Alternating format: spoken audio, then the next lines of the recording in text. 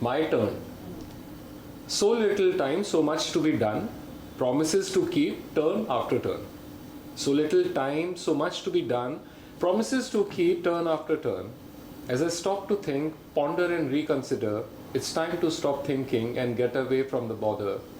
Step aside, yes, I need to. Step aside, yes, I need to from the race. It is tried and tested, but can't keep up the pace. Nothing left to lose, nothing left to gain. There's no medication to relieve the pain. Moment of truth above all the lies. Isolated in the world despite all the lies. Clouded thoughts more than vision. Fearing always the worst. Only mirage, no oasis to quench the thirst. Clouded thoughts more than vision. Fearing always the worst. Only mirage, no oasis to quench the thirst. The crying around me, trying desperately to turn the deaf ear. Silence sets a tone like music to the ear. It's kind of good that it feels I'm all alone. Still strange to be the king sitting on the thorny throne. So much time, so little to be done, no promises to keep. Weird, no longer my turn. Basically, I think a lot of these poems, for whatever reason, I'm reflecting at who I am, or am I the person I think I am. वो emotion उस period का रहता है जो reflect हो जाता है। But ये मतलब they are over period of time, मतलब 7-8 साल के अलग अलग गैप के अंदर कम से कम जो है लिखी गई। तो आई डोंट रियली, ऐसा कोई कंटिन्यूस चैलेंजेस नहीं रहे जिंदगी में, but I am surprise to feel the pain and the things that are there in, I don't know why they are there. तो राज भाई आइए ना, राज भाई के लिए तो थोड़ी सी तालियां और तेज होनी चाहिए, क्योंकि ये इन्होंने शुरुआत करी थी। ये आइडिया था कि भाई हम करें, इन्होंने हमने एक मेल मिलाप किया भी यहाँ पे पहले, फिर वो रुक गया और फिर जो है फिर बात बनी, तो ये बैठक का सिलसिला, एक बैठक हुई जिससे अब सिलसिला बनने लगा है थोड़ा थोड़ा। हाँ, तो वैसे तो राज भाई शायर है, बहुत बड़े ओपन माइक पे नहीं आते। हाँ। और हमारे उसमें बैठक में ओपन माइक लिखा हुआ है, लेकिन ये हमारे लिए खुशकिस्मती है, ये हमारी खुशकिस्मती है, और हमारे लिए फिर भी कुछ, हम इतने पुराने हैं आपस में, हमारा दोस्ती की बैठक कैसी है और क्या है वो मैटर करता ही नहीं है। तो कहीं कहीं पे इंसान को प्रोफेशनल से हट के पर्सनल लेवल पे चीज़ें जो होती हैं उनको भी निभाना ज़रूरी होता है। और वो जो कहते हैं कि इंसानियत बची रहे, वो ये इसी से ज़रूरी होता है कि आप प्रोफेशनली क्या कर रहे हो, उसी को अगर आप पर्सनली भी अगर कहीं आपको निभाना है तो उसको चलते रहना चाहिए। उसको ये नहीं कि आज कल तक आप कुछ और थे, आज कुछ और हैं, तो उस चीज़ को नहीं भूलना चाहिए। नहीं आप ये महसूस करते हैं, बहुत बड़ी बात है। तो प्लीज़ इरशाद। कुछ चंद अशार हैं कि मसाइल ये भी हल कर देखता हूँ, मसाइल ये भी हल कर देखता हूँ, कभी खुद से निकल कर देखता हूँ।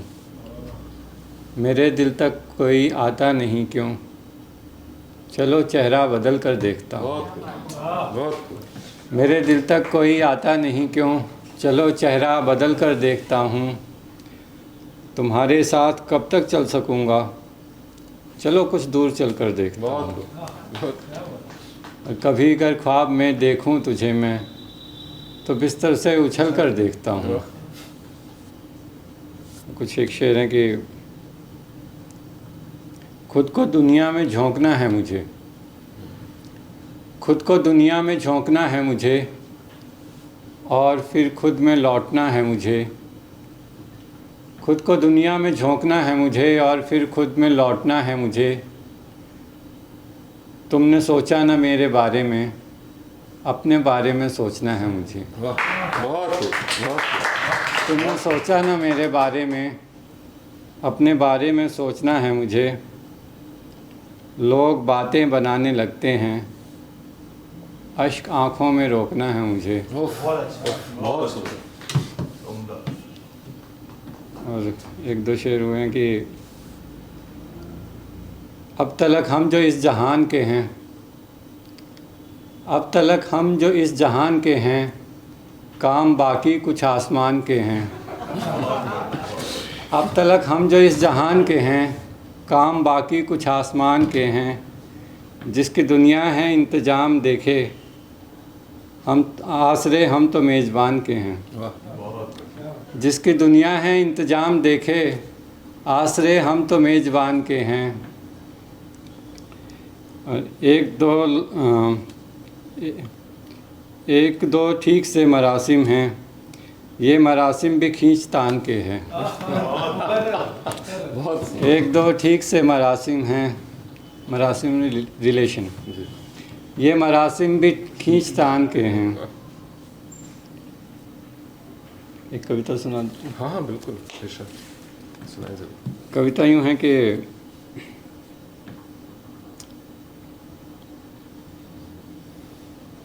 ये कई बार सुना चुका हूँ, कुछ दूसरी सुनाता हूँ मैं।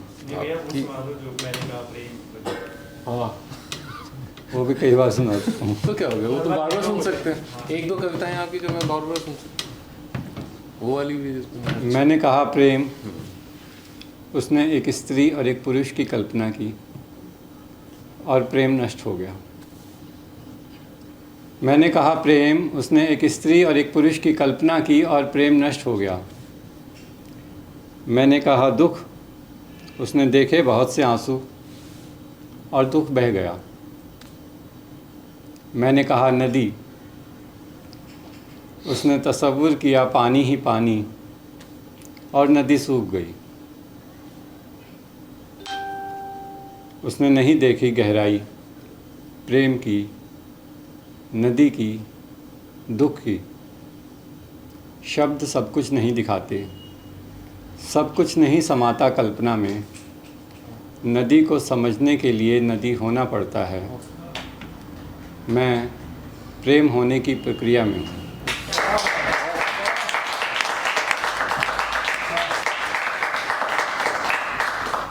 तो जितनी बार सुने रोंगटे खड़े हो जाते। और वो बिल्डअप है जब वो आके एंड में उस फाइनल पे जब वो एक दो शेर और सुना देता हूँ अगर आपकी इजाज़त हो तो। कुछ ऐसा भी नहीं है कि अकेले दिल नहीं लगता, कोई जब साथ होता है सफ़र मुश्किल नहीं लगता। तुम्हारे साथ होने का मुझे ये फ़ायदा है जी, तुम्हारे साथ होता हूँ तो मैं जाहिल नहीं लगता। तुम्हारी मुस्कुराहट के लिए जीना ज़रूरी है, वगरना ये जहाँ तो जीने के काबिल नहीं लगता। और नदी के दो किनारों की तरह हम साथ तो हैं पर, नदी के दो किनारों की तरह हम साथ तो हैं पर, कभी सीने से साहिल के अजी साहिल नहीं लगता। और खुदा की बात करता है बिना ज़िक्र मोहब्बत के, खुदा की बात करता है बिना ज़िक्र मोहब्बत के। तू वाइज़ हो गया है पर अभी फाजिल नहीं लगता। तुम्हारे साथ रहने का मुझे ये फ़ायदा है कि तुम्हारे साथ रहता हूँ तो मैं जाहिल नहीं लगता। एक दो शेर और हैं कि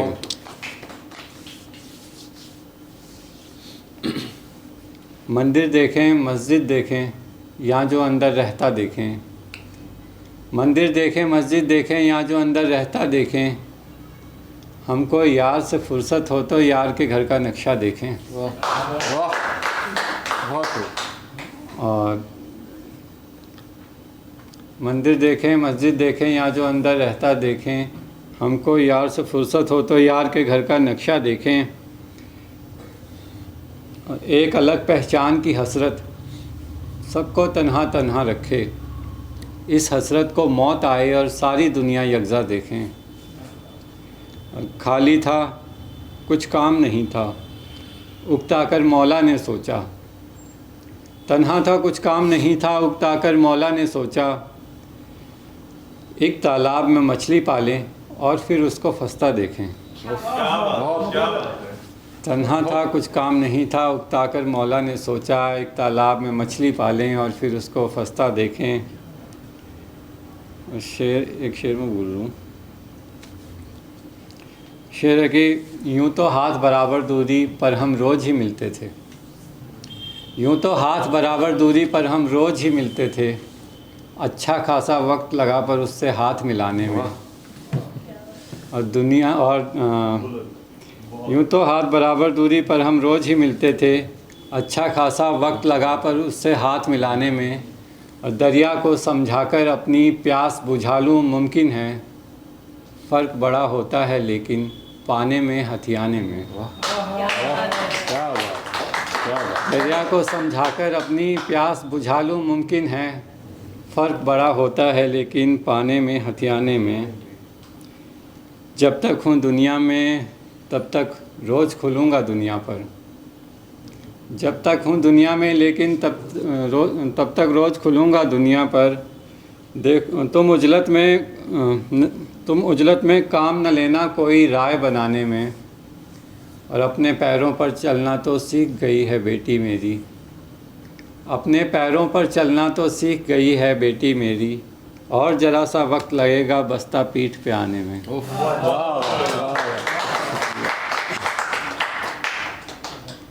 फिर यूँ है कि सूखा सूखा दरिया का दिल होता है, प्यास बुझाना कितना मुश्किल होता है। सूखा सूखा दरिया का दिल होता है, प्यास बुझाना कितना मुश्किल होता है। शाम हवा में याद तुम्हारी होती है, शाम को सीना बोझल बोझल होता है। शाम हवा में याद तुम्हारी होती है, शाम को सीना बोझल बोझल होता है। और बारिश को बारिश तक टाले रखता हूँ, बारिश को बारिश तक टाले रखता हूँ, पानी में फिर पानी शामिल होता है। और उसने मुझको बोल दिया पहचाना नहीं, माजी से बढ़कर मुस्तकबिल होता है। मुस्तकबिल फ्यूचर और माजी पास्ट। उसने मुझको बोल दिया पहचाना नहीं, माजी से बढ़कर मुस्तकबिल होता है। मुझको एक पागल के हवाले कर जाओ, खुलकर हंसने रोने का दिल होता है।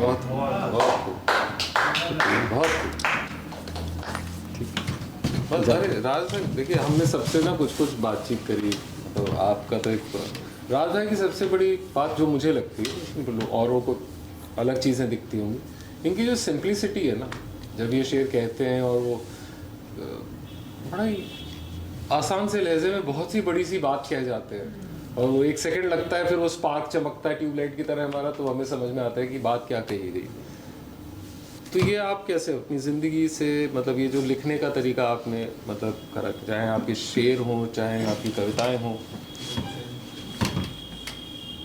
एक तो इसमें ये होता है कि सब लोग सोचते हैं, विचार करते हैं, और जैसे कि अभी सर ने बोला कि भावनाओं का घड़ा जब भर जाता है तो वो निकल पड़ती हैं। यहाँ पर एक काम ख़त्म होता है, दूसरा काम यहाँ से शुरू होता है। जब वो निकली हुई भावनाएं हैं उनको आपको एक क्राफ्ट देना पड़ता है, जो कि हर एक आर्ट का एक क्राफ्ट होता है। आप पेंटिंग करते हैं, उसका भी एक क्राफ्ट होगा, उसके कुछ नियम कायदे होंगे जी, जो भी होगा। इसी तरह कविता का भी होता है, और मेरे ख्याल से कविता का सबसे आसान होता है। गज़ल या दोहे हो गए या जो और विधाएं होती हैं, उनमें आपको बहुत सारी बंदिशें होती हैं, उसका मीटर होता है, उसकी बहुत सारी चीज़ें होती हैं। उस क्राफ्ट में आपको जो भी आपके अंदर से निकला है उसको ले जाना पड़ता है, सजाना पड़ता है। अब इसमें रही बात सिंप्लिसिटी की, तो सिंप्लिसिटी आपकी सोच में ही होनी चाहिए। मतलब जो आपके अंदर से निकला है वही सिंपल निकला है, तो वो सिंपल परोसा जाएगा, ठीक है, उसको मतलब कायदे से रख के प्लेट में। और अगर वो कॉम्प्लिकेटेड निकला है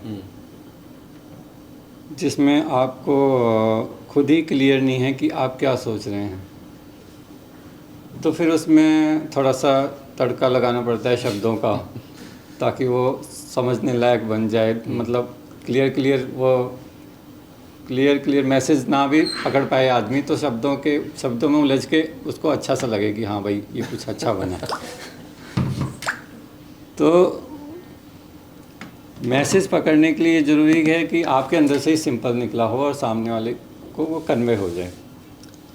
बाकी काम जो है वो जिस विधा में आप काम कर रहे हो उसके क्राफ्ट का काम है, वो दूसरा काम आप है। कितने साल से कर रहे हैं राज भाई?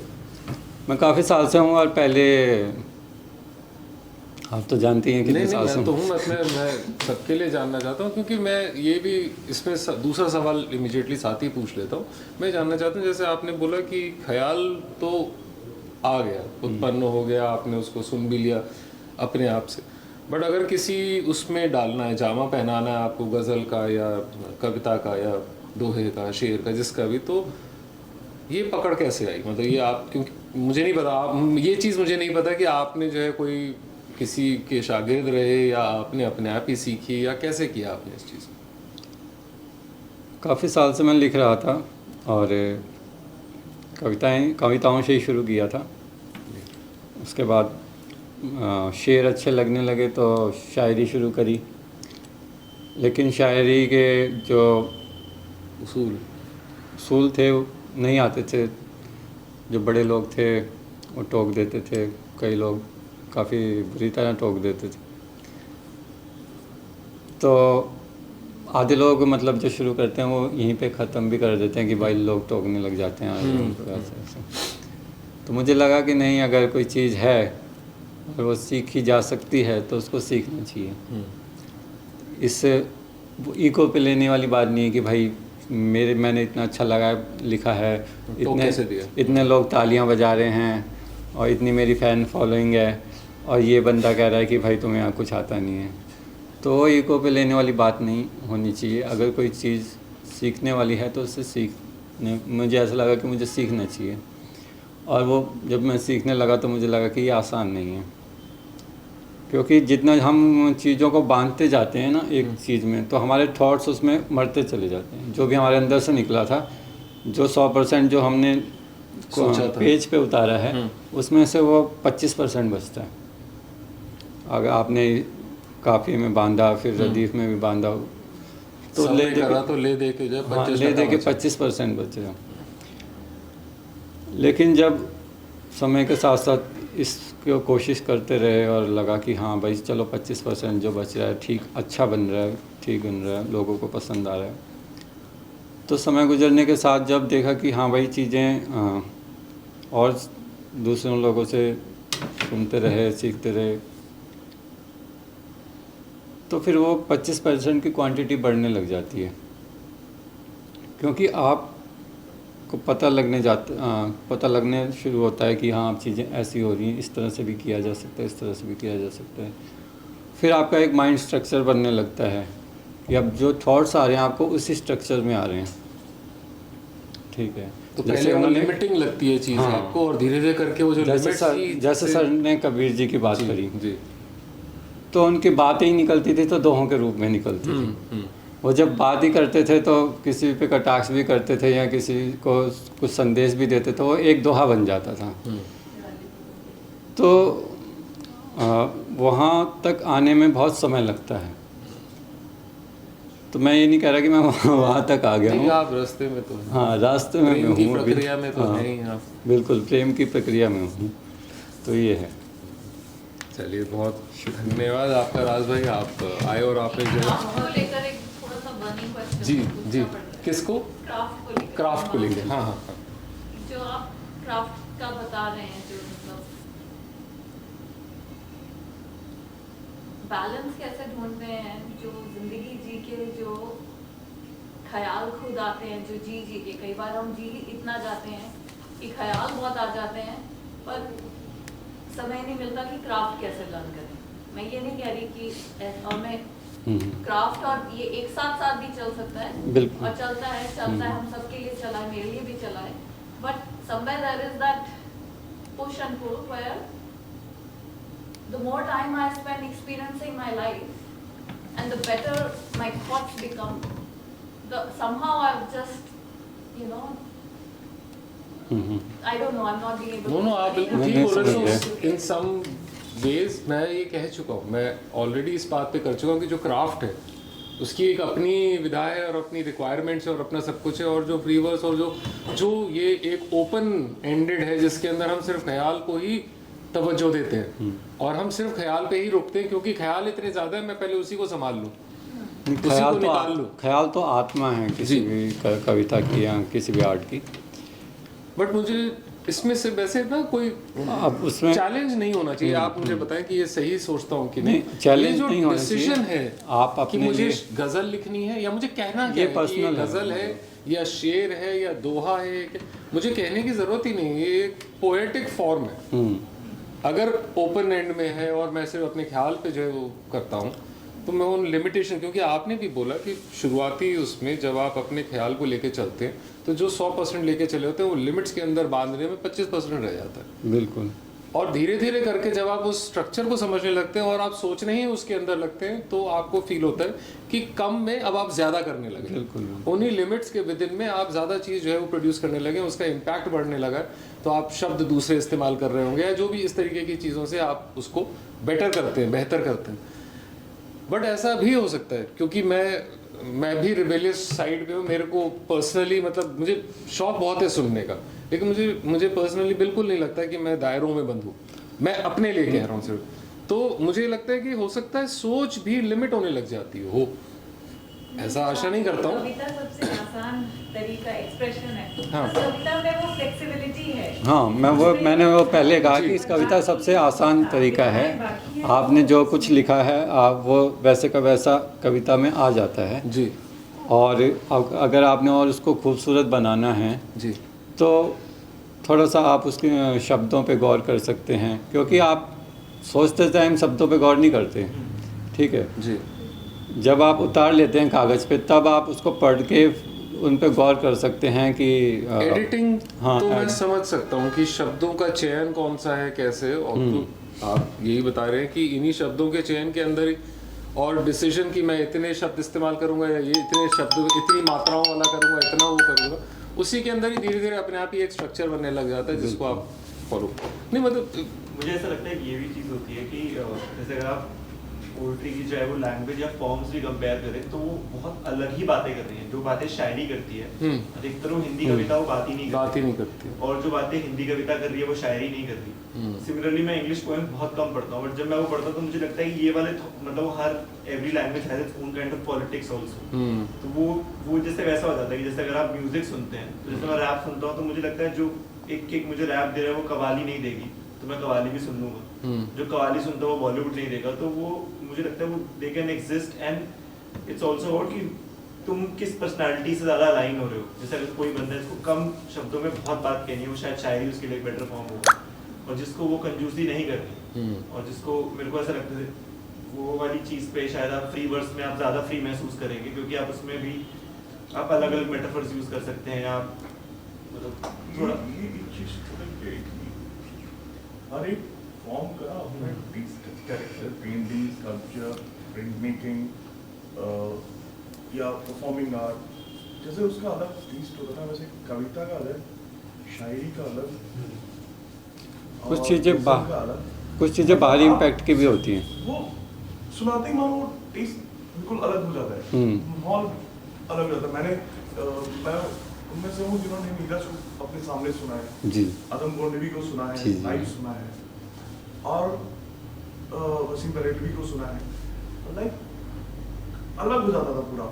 नीरज जहाँ सुना के गए हैं वहाँ वो वसीम बरेलवी एक शेर सुना देते थे, ऐसा लगता था पूरा बदल गया, कमरा बदल गया, पूरा हॉल बदल गया। तो ये डिपेंड करता है कि आपके अंदर कैसा है, आप कैसे आपके इमोशन की सरलता से किस चीज में निकल रहे हैं। ये सब कुछ मेरे ख्याल से शुरुआत जैसे इन्होंने एक लाइन बहुत अच्छी लगी, कविता सबसे आसान।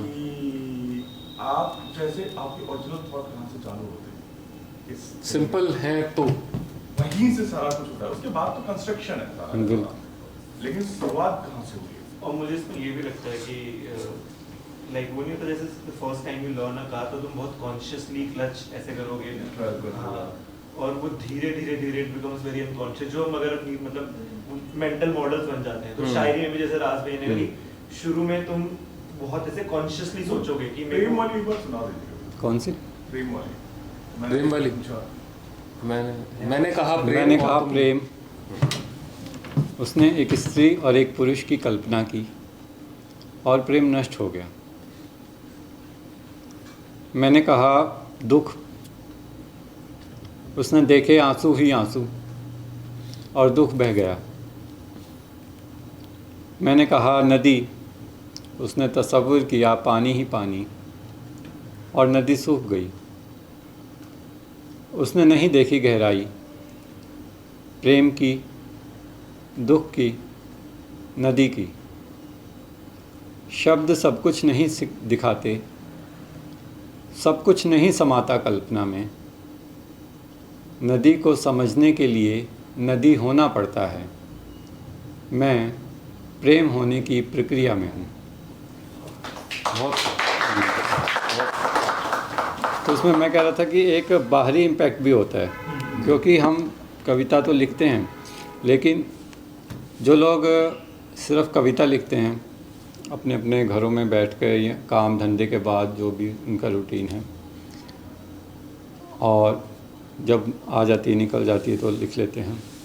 उनके अलावा जो लोग पढ़ते भी हैं, सुनते भी हैं, उन पे इसका एक इफ़ेक्ट, इसका बाहर का इफ़ेक्ट भी पड़ता है। जैसे कि हिंदी कविता में बहुत समय तक दलित उत्थान और नारीवाद की बात चलती रही, तो आप उससे अछूते नहीं रह सकते, उस सामाजिक परिवेश से। चलता है। इसी तरह उर्दू कविता में जैसे शायरी में जिस आसानी से हम आलोचना कर देते हैं हिंदी में, उसी आसान शब्दों में अगर शायरी में आप आलोचना करें तो उसको शायरी नहीं माना जाएगा। उसमें वो लोग मानते हैं कि आपकी बात छुपी हुई रहनी चाहिए। ठीक है, जैसे मैंने एक शेर कहा था कि तेरे पैदा किए हालात के धोखे में आ निकले, खुली थी जुल्फ तारे रात के धोखे में आ निकले। तेरे पैदा किए हालात के धोखे में आ निकले, खुली थी जुल्फ तारे रात के धोखे में आ निकले। और हमें दानिश्वरी अपनी पे बेहद नाज था, लेकिन हम ही अच्छे दिनों की बात के धोखे में आ निकले। तो ये जो मतलब डायरेक्ट हमला करने से बचने की कोशिश और एक मेटाफर्स यूज़ करके बात कहने की कोशिश, ये हमारी बात को खूबसूरत बना देती है। और हिंदुस्तानी शायरों से ज़्यादा ये कला पाकिस्तान में आई, उसके भी बाहरी इम्पैक्ट हैं, क्योंकि वहाँ डेमोक्रेसी कभी इतनी सक्सेसफुल नहीं रही। जो भी बोलता था उसको उठा के अंदर डाल देते थे। ये तो पहले मतलब एक ऐसे इंडिया में इंडिपेंडेंस से पहले भी था यार। इंडिपेंडेंस से पहले की शायरी आप देखिए ना, उसमें इतना वो पॉलिटिकली स्टाइल का शायरी नहीं है। वो ज़्यादातर प्रेम वाली शायरी है, या जो कुछ लोगों ने इनकलाब की शायरी लिखी है वो अंग्रेज़ों के ख़िलाफ़, वो एक अलग चीज़ है। वो प्रॉपर शायर नहीं थे, उन्होंने मतलब लिखी है कुछ लोगों ने, जैसे मुझे नाम याद नहीं आ रहे दो चार। लेकिन उसके बाद जो तंजिया शायरी हुई है अगेंस्ट सटायरिकल शायरी हुई है, वो पाकिस्तान में ज़्यादा हुई है। उसी टाइम पीरियड में इंडिया में तो कम से कम वो चल रहा था ना, हिंदी में वो उद्यान चल रहा था जो नागार्जुन हुए। नागार्जुन ने कितना सताया। हाँ, पेशेंट में लिखा है लाइक दुष्यंत हुए। उन्होंने तो डायरेक्ट भी कहा ना कि इंदिरा गांधी पे कविता लिखी थी, डायरेक्ट डायरेक्ट काफ़ी लिखा है। पाकिस्तान में इस तरह से डायरेक्ट नहीं लिख पाए लोग, तो उन्होंने मेटाफर्स यूज़ करे। अगर वो फराज साहब का याद है, फराज साहब की अगर याद है वो वाला तो सुना। मुझे याद नहीं है। हाँ, मुझे याद नहीं है, क्योंकि मुझे फैज़ का कोविड के कोविड के बाद से याददाश्त थोड़ी ऐसी हो गई है। और एक मजाज का था कि तुम इस को परचम को, तुम इसका याद, वो भी याद नहीं आ रहा। तो इस तरह से काफ़ी चीज़ें बाहरी इम्पैक्ट से भी होती हैं। तो एक्चुअली प्रीडेट्स दैट एज वेल, क्योंकि अगर उर्दू का बिगिनिंग्स देखें ना, जहाँ से शुरू हुई है, so that was a time, if you see the religious context of it, English poetry में भी ये है। If you go into just before the industrial revolution, जो पोएट्स ने लिखा है उस टाइम पे, everything is hidden. It's not clear what they're talking about. Same as with Urdu के जो शेर हैं, the meanings are hidden because it was not acceptable.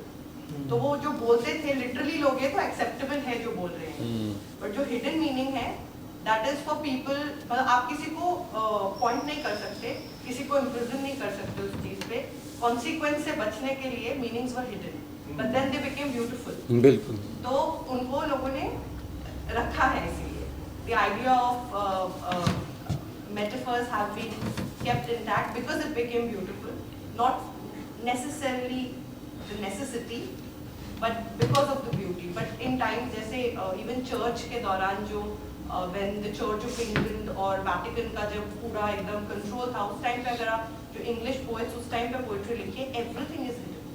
You have to make sense of what they're trying to say. मुझे तो लगता है कि अब तो ये हर That's about the time period in which what has been written at the point in time. Political situation क्या चल रही है, सामाजिक. आई थिंक वही जो एक्सटर्नल इन्फ्लुएंस की बात है. External influence. तो चलो और भी एक चीज हो गई, मगर आज के टाइम में हम बहुत ही खुले तरीके से इंडिविजुअलिस्टिक हैं. पहले तो आप अपने घर वालों के सामने भी वो नहीं हो सकते जो आप होना चाहते हैं, तो फिर आप और ही उस पोएट्री को वैसा लिख लेंगे. मैं तो ये तो मैंने कहा ही नहीं. बिल्कुल. मतलब तो हम काफी खुल गए हैं. Pen names में लिखते थे. हाँ, Women exactly. couldn't use their names. There's this quote that every poem by anonymous must be a woman as their name. Yeah, because तो English उसी का- में तो उसी का- broad sisters तीनों बहनों ने they have male names by which they have written, Yeah. and they are famous. आज की तारीख में हम पढ़ते हैं उनको. तो मुझे लगा कि वो चीज़ जो है वो और ज़्यादा खूबसूरत बना देती है हमारी कला को. इसलिए मैंने जब शेर कहता हूँ तो कोशिश करता हूँ कि उसके एक्चुअल मीनिंग पीछे रहें. जैसे कि मैंने अभी शेर सुनाया आपको कि कभी जब ख्वाब में देखूं तुझे मैं तो बिस्तर से उछल कर देखता हूँ.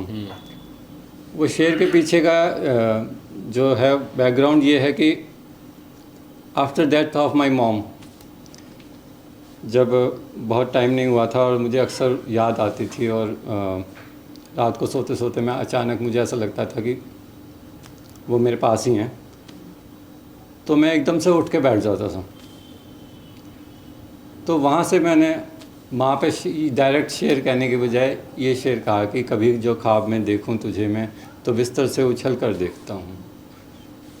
वो मैंने कहा कि बहुत से लोग उसको अलग सेंस में समझते रहे. पोइट्री की ये खूबसूरती होनी चाहिए कि हम किसी भी सेंस में अपनी बात कह रहे हों, सामने वाला अपने से कनेक्ट कर ले, वो चाहे किसी दूसरे सेंस में करे. मतलब जैसे उसको किसी को अंगूर का मज़ा लेना है वो अंगूर का मज़ा ले, किसी को अनार का मज़ा लेना है वो उसी में अनार का मज़ा ले.